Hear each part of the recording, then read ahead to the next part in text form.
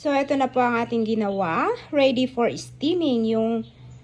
Ang inilagay ko dito is yung minced pork, eggplant, at saka chili. Kung gusto nyo naman na iba, yung ayaw nila ang chili, pwede naman yung raspberry. Yun, yung red ditch. Ayan. So, pwede na natin i-steam. Yan. Steam natin for at least mga 15 minutes. Tapos, ito naman yung sauce niya. Niluluto natin. Ang ginawa ko dito sa sauce niya is, light soya sauce, dark soya sauce, oyster sauce, at saka, cornstarch. So, lutuin natin. Ilagay natin mamaya pag naluto na yung eggplant natin na na-steam. Ayan. So, ayan. Luto na. Tanggalin natin yung water.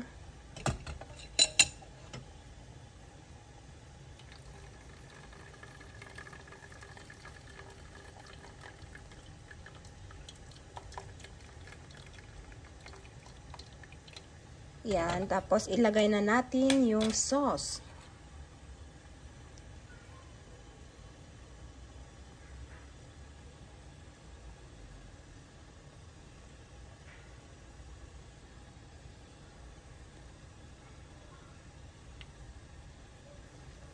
Yan. Luto na po ang ating eggplant with minced pork. Ayan, thank you so much sa lahat po ng nanood. Bye-bye! Ito na po ang ating nilutong eggplant with minced pork. Ayan, nilagyan ko ng dark soya sauce, light soya sauce, at oyster sauce. Yun po yung black. Ayan, thank you so much sa lahat ng nanood ng aking videos. Bye!